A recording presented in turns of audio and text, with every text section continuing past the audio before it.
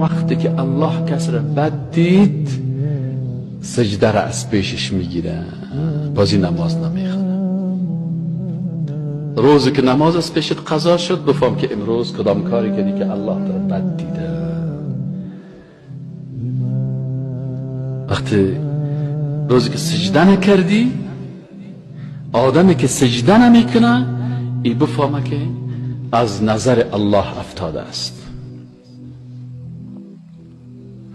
و اگر الله متعال تو را توفیق داد که 3 بجه شب بخیزی و کلگی خواب هستن و تو سجده به بارگاه الله بکنی، بفهم که الله نام تو را در بین مقربین خود